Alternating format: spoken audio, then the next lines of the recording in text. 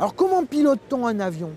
Bien, on agit justement sur l'écoulement de l'air, sur les ailes, soit de la même manière sur les deux ailes, soit de manière différente sur une aile et sur l'autre aile.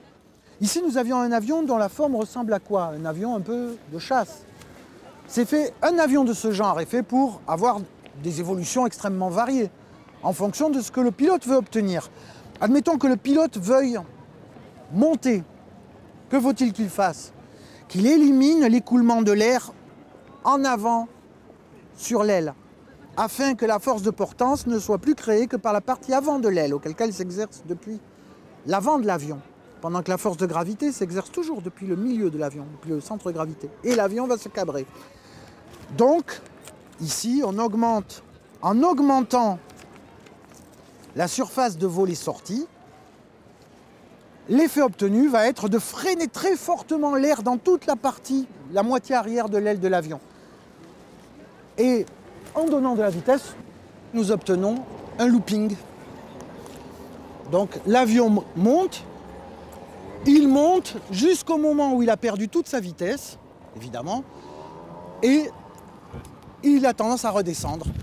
Mais une fois qu'il est redescendu, il a regagné de la vitesse et donc a tendance à se réélever.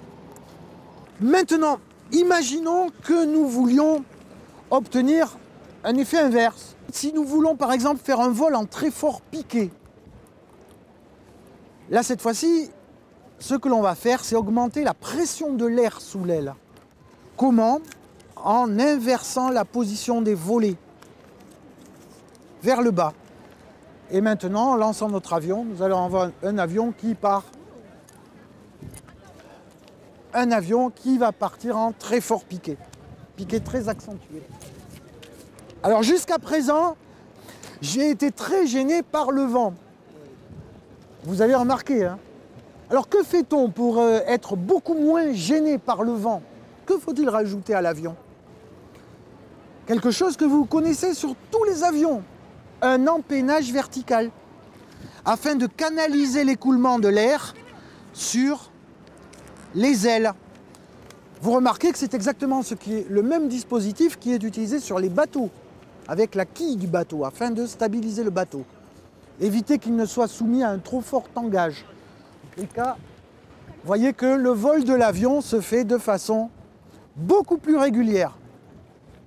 L'avion est moins sensible au vent. Bon, ici nous avons un avion en papier. À un moment donné, quand même, le vent aura une influence significative. Admettons maintenant que nous voulions réaliser un tonneau, faire des manœuvres acrobatiques. Qu'est-ce que ça veut dire faire un tonneau? Ça veut dire faire monter une aile pendant que l'autre aile descend. Alors comment fera-t-on monter une aile? En positionnant l'aileron vers le haut ou vers le bas?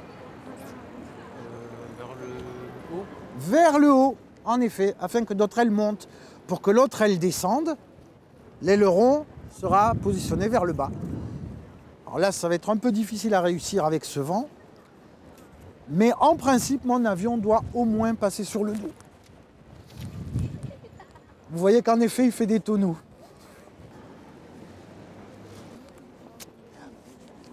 Qu'avons-nous réussi à faire? Eh bien, à partir d'un avion qui, à l'origine, était naturellement instable, nous avons réussi à le piloter.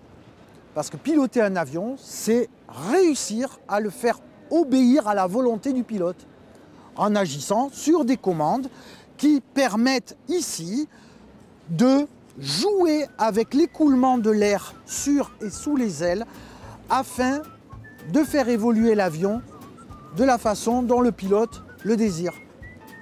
C'est-à-dire en jouant avec les lois de l'aérodynamique. Merci beaucoup de votre intérêt.